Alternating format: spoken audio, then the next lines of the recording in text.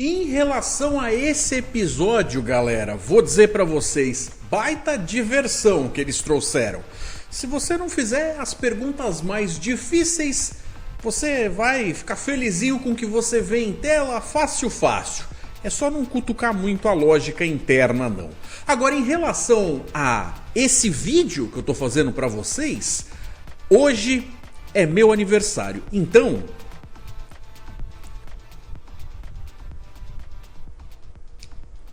deixa pelo menos o like.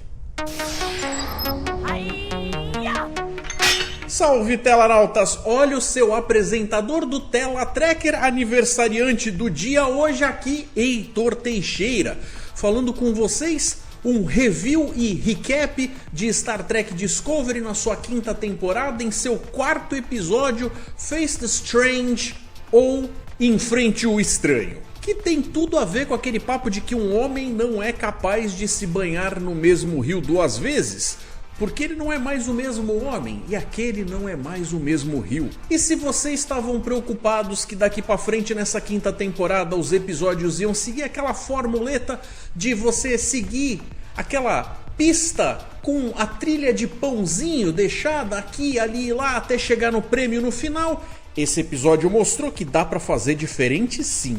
A trama central ainda é basicamente a mesma no pano de fundo, que fala a respeito deles estarem correndo atrás da mesma coisa. Mas aonde eles colocam a intenção narrativa desse episódio tem muito mais a ver com uma outra história contada por outros motivos muito diferentes, que completam basicamente uma subtrama do que estava acontecendo no episódio anterior, mas de forma bastante mais aprofundada, que eu particularmente gostei. Não sei se me convenceu 100%, mas gostei do mesmo jeito. E eles ainda fizeram isso com uma ideia que faz com que a gente tenha a possibilidade de ver personagens que já saíram da série com o retorno dos seus atores e intérpretes. Numa mecânicazinha que ficou bacana, ficou divertida, gostei. Além do que, fica também aquele convite não dito para que a gente da audiência acabe revendo alguns episódios, tanto de Deep Space Nine quanto de Voyager, principalmente de Voyager, e até alguns de Enterprise, só para ficar alinhado com o que acontece aqui. Então, meu povo e minha pova telanauta, vou pedir para vocês que já acompanham o canal há tempos, ou se por acaso estiver caindo de paraquedas, por favor deixe o seu like, porque isso fortalece bastante o meu trabalho, fazendo com que os meus vídeos tenham a oportunidade de chegar em mais interessados. Considerem se inscrever e ativar as notificações para nunca perder nenhum dos lançamentos dos assuntos variados aqui do canal. Para conferir a participação da audiência, do pessoal de casa, dos telanautas, assista ao vídeo até o final. E confira na descrição do vídeo como é que você faz para participar, caso nunca tenha feito isso antes. A partir desse ponto aqui então eu vou comentar, sem ficar segurando muito, nenhuma novidade ou surpresa do que acontece no episódio, então estejam avisados em relação a spoilers. Logo no comecinho a gente vê uma cena que retrata o que estava acontecendo há 15 horas atrás, então a gente consegue ter uma noção inclusive do que aconteceu, que deu origem à cena do que a gente vê no final do episódio passado, quando a Adira acaba voltando para Discovery com uma espécie de bug preso no braço, que é algo que eu vou discutir um pouco mais pra frente, que por si só deveria ter tido pelo menos um pouquinho de atenção para eles não deixarem passar em branco um corpo estranho entrando na nave assim, mas a gente vê que essa cena por si só já ajuda a dar uma derrubada naquele conceito que algumas pessoas vêm colocando nos seus argumentos, na sua forma de explorar a situação, de que esses dois personagens não seriam necessariamente bandidos, porque quando eles chegaram lá no primeiro episódio e foram correr atrás do artefato dentro da nave romulana, que estava num espaço que não necessariamente era da Federação, eles tinham tanto direito de correr atrás daquilo quanto o pessoal da Discovery. Mas aqui, pela forma como eles se comportam para conseguir o equipamento que eles querem, com esse vendedorzinho meio do mercado negro aí, dá pra ver que não são assim tão inocentes, não é mesmo? Seguindo então a ideia de que o Ginal, que era aquele trio que viveu há 800 anos atrás e acabou deixando lá aquele negócio de só vou dar para vocês o artefato e a pista se vocês provarem que vocês são as pessoas corretas. Ele tinha de final passado as coordenadas do para onde se deveria seguir depois, mas quando a Discovery chega lá, olha para tudo quanto é lado, com os sensores, inclusive enviando aqueles robozinhos lá, que são a coisa mais descarada de Star Wars, que eles resolveram colocar em Discovery, e não encontram nada a princípio. Aí, justamente como eu ia dizendo, a Adira que voltou para a nave com o tal do bug, e a parte mais esquisita que acaba ficando não é que nunca a gente tenha visto isso acontecer em outros episódios, de algum objeto externo acabar sendo introduzido dentro de uma nave, mas é mais bacana, fica mais legal quando eles justificam o como é que foi feito para burlar o negócio daquilo ser pego pelos filtros do teletransporte, que em teoria deveria impedir de alguém ser teletransportado com uma doença contagiosa ou de repente até alguma coisinha assim tecnológica que possa colocar a tripulação em risco. A gente acabou de ver a terceira temporada de Picard, onde esse uso do filtro do teletransporte foi essencial para fazer a temporada inteira final de Picard fazer sentido com aquele negócio da dominação dos Borg. Spoiler alert. Mas de qualquer forma, a gente aqui está no século 32. Ou seja, deveria ter um sistema de segurança até mais elaborado para tentar pegar esse tipo de coisa. Mas aí eu não sei se eu estou pedindo muito dos roteiristas. No fim das contas, esse bug, que até parece com um inseto mesmo, meio uma aranhinha, acaba zanzando pela nave e vai acabar se instalando lá na engenharia. Apesar do final bonitinho que teve o Rainer conversando com a Tilly no final do episódio anterior, e as coisas que foram ditas terem dado a entender que ele tinha se modificado em algum nível, aqui nesse episódio parece que eles deram uma resetada em algumas coisas, o que ele vai ser mais resistente e ou teimoso, porque ele decide continuar seguindo por esse esquema de que a hierarquia é mais importante do que a conexão pessoal com a sua equipe de trabalho. O que faz com que as atitudes secas dele, nesse momento na ponte, chamem a atenção da Burnham, que chama ele pro gabinete para trocar aquela ideia, meio que para deixar claro que não é tão legal fazer as coisas assim. Aqui a gente tem esse esquema de se tratar melhorzinho, sabe como é que é? A gente não gosta muito desse negócio de ambiente de trabalho com estilo arrombado, então a gente aqui se trata bem, a gente não dá essas mancadas e tal. Enquanto eles estão tendo esse papo, ele que inclusive agora, já que gosta tanto da hierarquia, não tá mais no comando, tá? Na verdade subordinado a ela, até se arrepende de uma invertida que ele chega a dar nela, e aí ele faz aquela cara de, pois é, né? Tanto reclamo e fui fazer com os outros o que eu não gosto que façam comigo.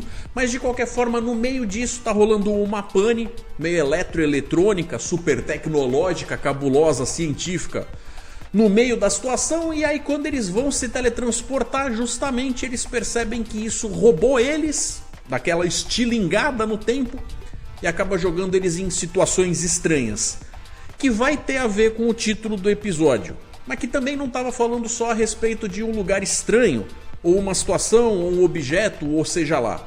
É meio que uma metáfora para falar, inclusive, a respeito de como nós, enquanto indivíduos, talvez não nos reconhecêssemos a nós mesmos em outros momentos das nossas vidas, já que nós mudamos essencialmente. Uma pessoa que passe tanto tempo sem nenhuma alteração na sua forma de ver a vida, de interagir com o mundo à sua volta, basicamente estaria estagnada. Então, algumas situações podem parecer bastante difíceis de engolir, o que faz com que você tenha que ser convincente na hora de provar, às vezes até para você mesmo, que você é você mesmo. Aparentemente, a Guerra Fria temporal deixou lá as suas surpresas quando aconteceu o seu término. Então, a gente tem que lembrar que a gente está vivendo uma época posterior à Guerra Fria temporal, onde inclusive elementos tecnológicos que envolvem viagem no tempo são proibidos. Justamente porque essa galera, inclusive seus nativos, como o Rainer, sabem de todo o mal potencial que essas coisas têm.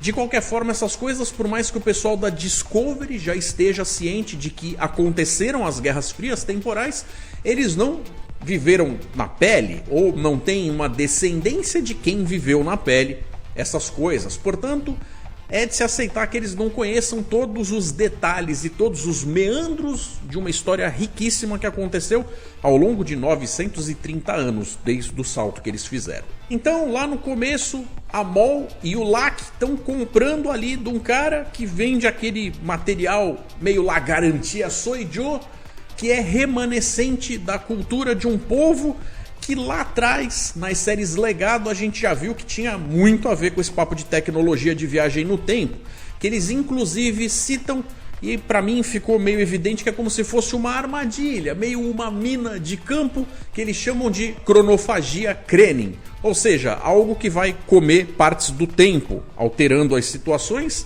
e meio funcionando ali como se fosse uma espécie de areia movediça, pra pessoa que tá tentando resolver aquilo ficar atolada e enquanto tá lá cuidando das suas coisas, não enche o saco de quem está contornando aquela situação. Os Krenin são uma espécie humanoide tecnologicamente avançada do quadrante Delta, encontrada pela primeira vez pela USS Voyager em 2374. É a espécie dominante do Império Krenin. Eles tinham justamente essa característica de terem armas que tinham a capacidade incrível de tirarem da história da existência civilizações inteiras, fazendo com que um determinado inimigo fosse apagado da história, sendo que ele nunca tivesse sido um calo no sapato dos caras. Mas eles acabam descobrindo que isso não é assim a melhor coisa do mundo quando eles percebem que as histórias individuais de um povo acabam estando entrelaçadas com aquilo que vai se tornar importante até para eles mesmos no futuro.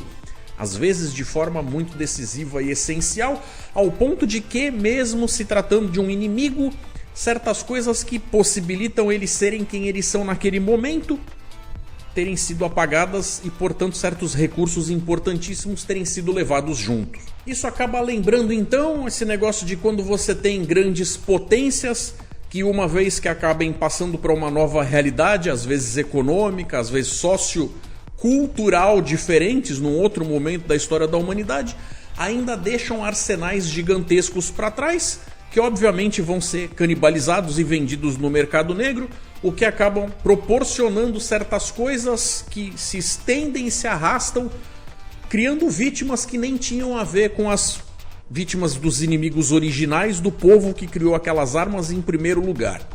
Um filme que eu indico bastante e tem tudo a ver com isso é um do Nicolas Cage chamado O Senhor das Armas. Assistam, muito bom. E em relação à Guerra Fria temporal, esse foi um conceito que foi introduzido na franquia a partir da série Enterprise, que, diga-se de passagem, é um prequel, mas que vem de uma ramificação onde as coisas que acontecem ali não necessariamente foram plantadas ou percebidas nas séries que vieram depois. Mas isso é todo um assunto que a gente trata em outro vídeo. Já fiz um vídeo que trata sobre teorias a respeito de coisas que envolvem isso.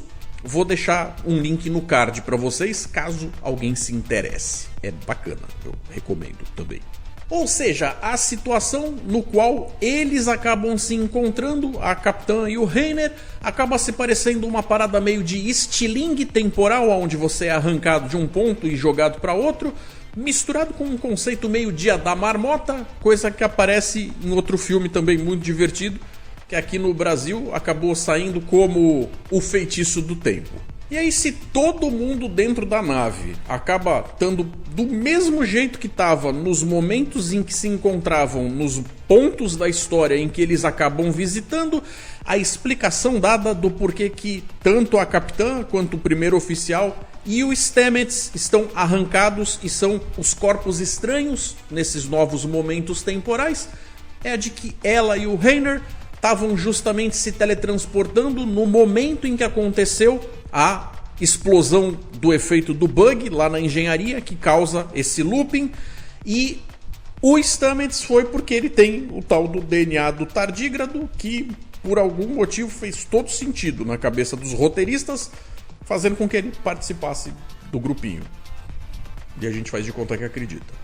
E aí a gente vê que eles estão tentando fazer uma série que vai abordar coisas em lugares interessantes, com situações também potencialmente mais cheias de ação e tal, mas que não dá pra fazer coisas que nem o primeiro episódio em todos os episódios da temporada. Então esse aqui é basicamente um episódio de Bottle Show, ou seja, eles trabalham praticamente 99% do tempo dentro da nave, apenas mudando a época em que os personagens estão.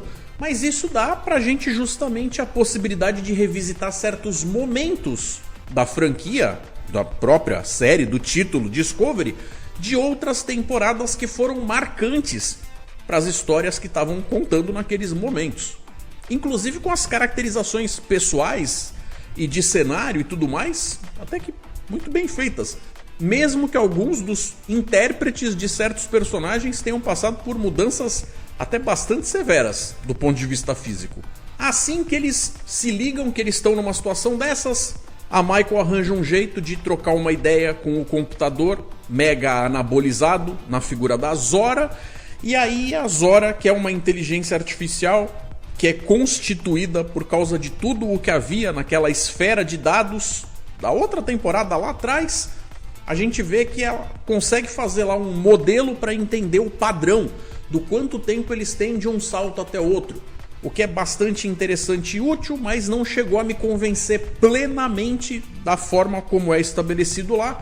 Mas, como eu falei na abertura desse vídeo, se a gente for prestar atenção e questionar cada detalhe que eles entregam para construir a história, a gente não aproveita a história. Então, nesse sentido, como se trata de Discovery e eu já sei o que eu vou encontrar aqui, eu vou tentar curtir o que eles me entregam e não ficar apontando os defeitos, não é mesmo? Eles vão lá chegar na engenharia justamente para encontrar o Stamets e ele, por sua vez, estava com a consciência do tempo normal, igual a eles, mas tentando enrolar lá a situação porque ele não é burro nem nada e percebeu que ele tinha que agir condizentemente com o que ele tinha feito naquela situação lá naquela época em que cada coisa aconteceu. O que faz com que ele pareça um panaca artificial. Mas quando eles chegam, eles arranjam uma desculpa lá para poder interagir.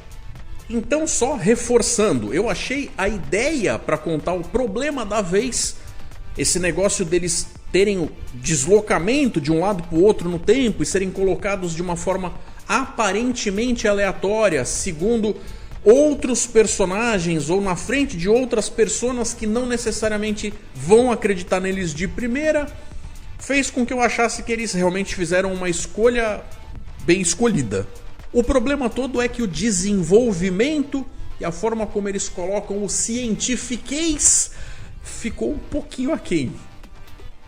De verdade. Mas, uma vez que é sugerido um problema, tem que ter uma solução. E aí, conversando entre eles, eles reforçam também, no subplano ali da conversa, algumas dessas ideias que tem tudo a ver com o personagem do Rainer, que é esse cara turrão, que tá tendo que aprender na marra a ver as pessoas como sendo pessoas, e não apenas recursos militares.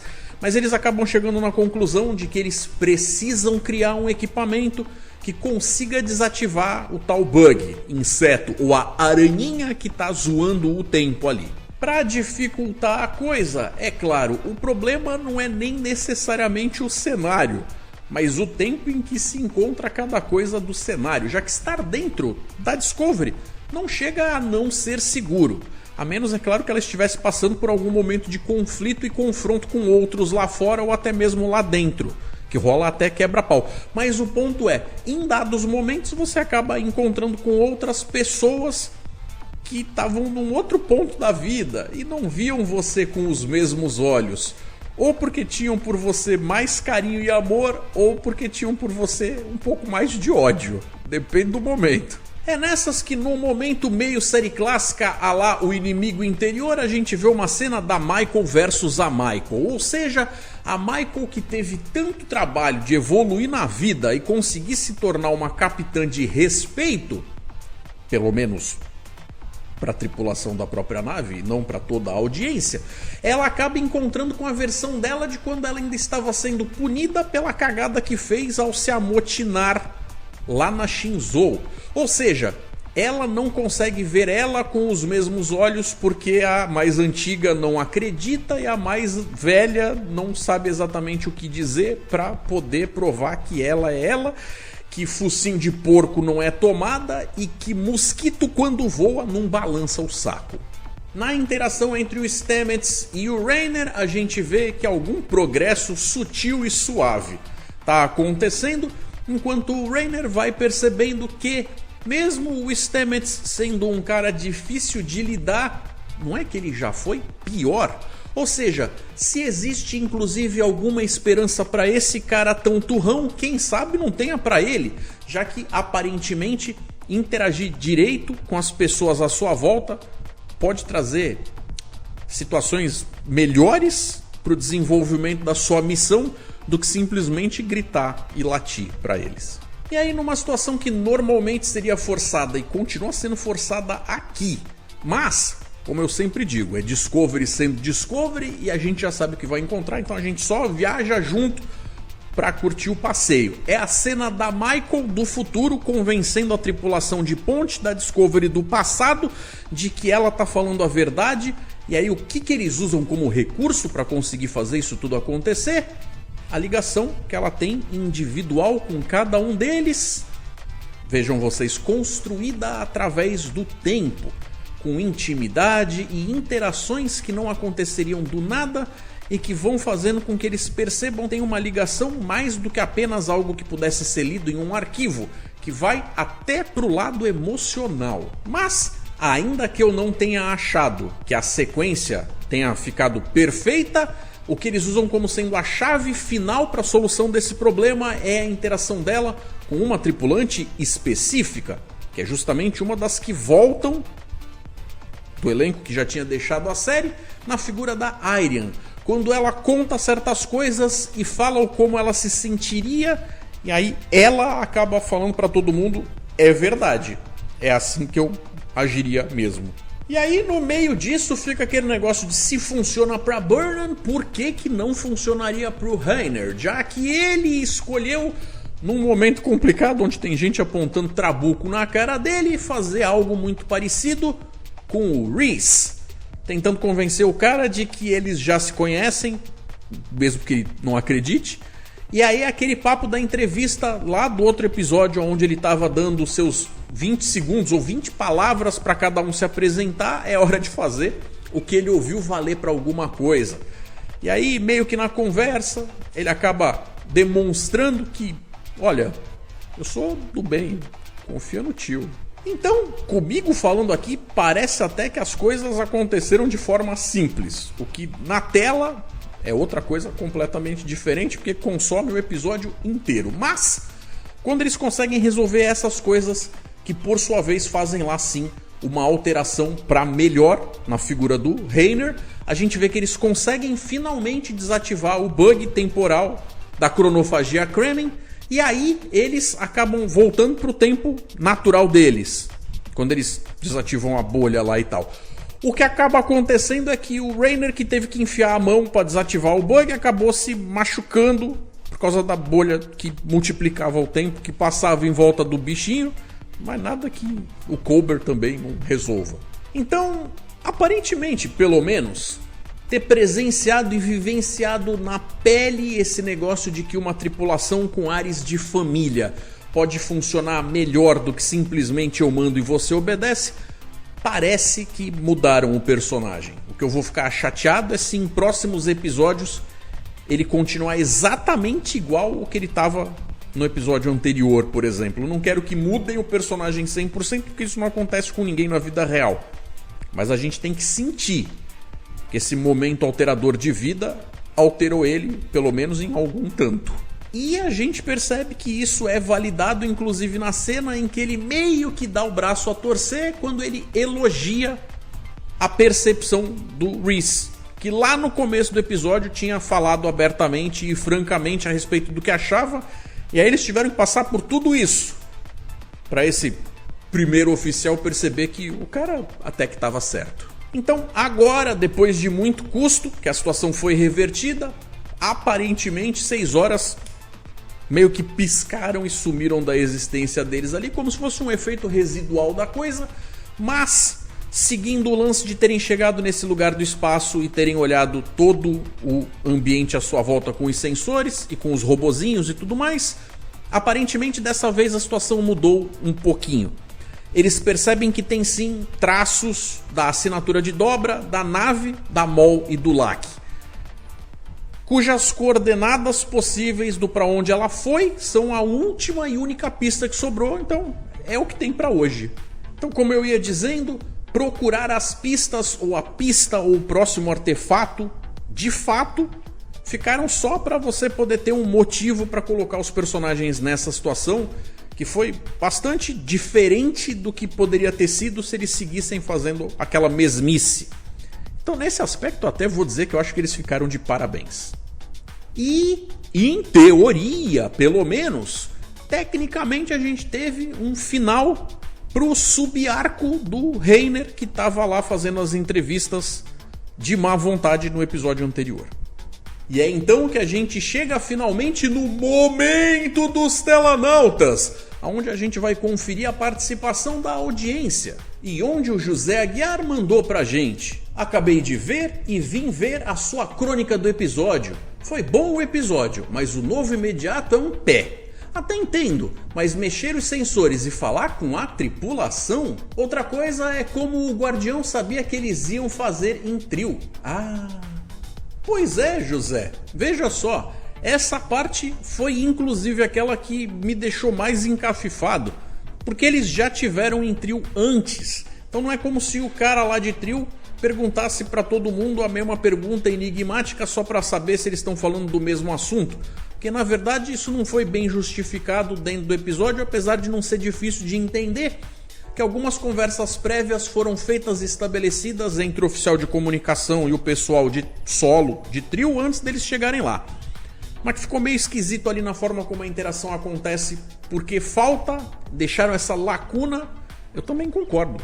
Depois vem o Dr. Possuído falando da Guerra do Domínio.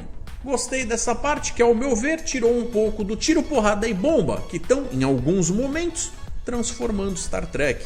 Essa parte, para falar a verdade, eu achei bastante interessante, porque ela faz com que a gente tenha novos insights, ou seja, a gente recebe novos pedacinhos, fragmentos de informação de coisas que aconteceram ou fora da tela ou em épocas que são póstumas aos antigos episódios que a gente tinha visto nas séries Legado até o final do século 24, antes deles trocarem para o século 25. E como a gente sabe que a Guerra do Domínio realmente foi algo que abalou as fundações da Federação, é sim de se esperar que muita coisa tenha sobrado como resíduos de problemas daquela época. E eu achei que combinou, mas aí é só eu mesmo.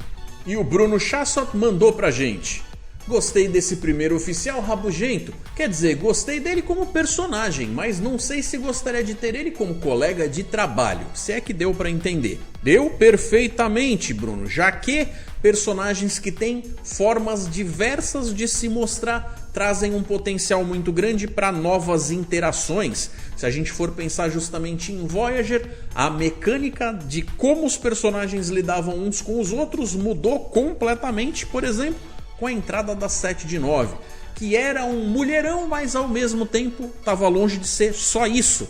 Então, muitos aspectos de coisas podiam ser aproveitados ali, o que trouxe um frescor para aquela série que eu achei super benéfico. Só acho uma pena que ele tenha entrado somente na última temporada, porque aí não vai dar para explorar mais ele. Seria basicamente a mesma reclamação que eu tenho em relação, por exemplo, ao Lorca. Mas, durante um tempo a gente viu que eles estavam com essa ideia de que cada temporada ia ser focada num personagem externo diferente. Então na primeira a gente teve o Lorca, logo na segunda a gente meio que embarca e vai junto com o Pike. Aí só depois a gente vai acabar tendo o Saru, tendo a chance de chegar lá, que apesar de não ser um personagem externo, era um personagem que tinha passado por uma mudança significativa de ser um tremendo, de um medroso para de repente mostrar que veio.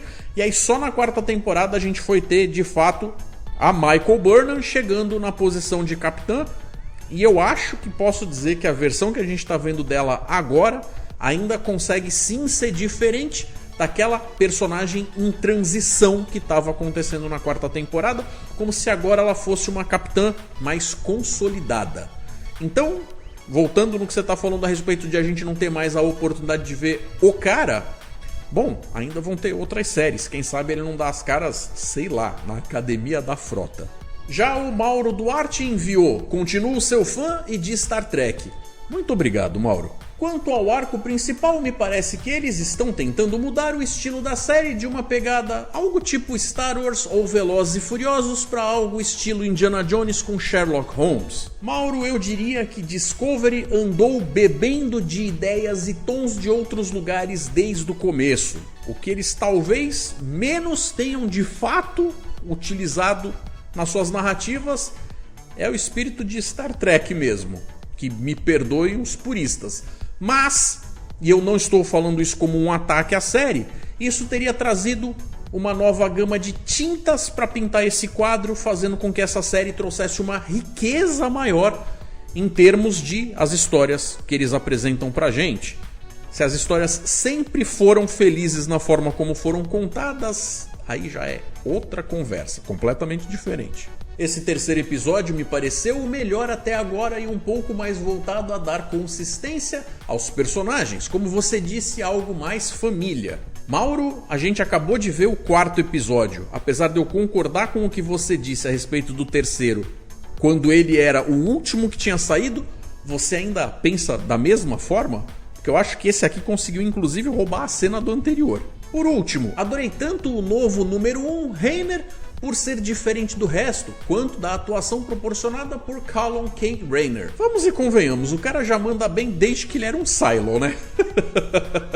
E para finalizar, a gente tem a participação do Carlos Tosh. O maior mérito de Discovery foi inaugurar uma nova e empolgante era para Star Trek na televisão, mas ao fim da jornada a série consegue ter uma trama e soluções mais infantis que Prodigy. Verdade. Carlos, eu vou dizer para você que muita gente está subestimando o tom e a seriedade que Prodigy conseguiu alcançar por ser uma animação 3D que na cabeça de muita gente acaba sendo imediatamente associado como algo infantil ou infanto-juvenil. Mas sim, você está certíssimo, na minha opinião, em relação ao fato de que lá eles têm soluções até mais bem construídas e por vezes adultas do que Discovery. As interações de Rainer com a tripulação evidenciam como mal conhecemos e pouco nos importamos com esses personagens. Aqui, Carlos, eu vou gastar um tempinho tentando te mostrar um outro lado dessa moeda, já que eu entendo o que você quer dizer, mas eu diria que depois de um certo tempo assistindo Discovery, eu parei de pensar como esses sendo personagens menos bem desenvolvidos de uma série, passando a pensar neles como sendo figurantes anabolizados de uma série.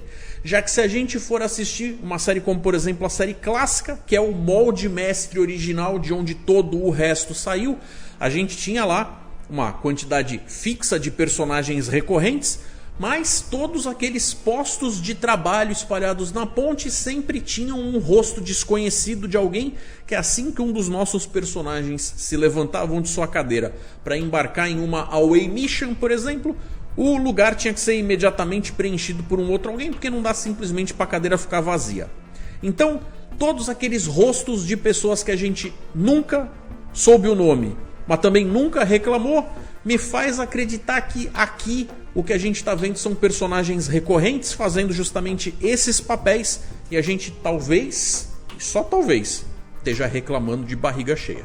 Então é isso, galera, acho que cobri todos os pontos principais e mais importantes que me saltaram aos olhos em relação a esse episódio. Se eu esqueci alguma coisa, por favor, colaborem colocando e comentando aqui nos comentários desse vídeo.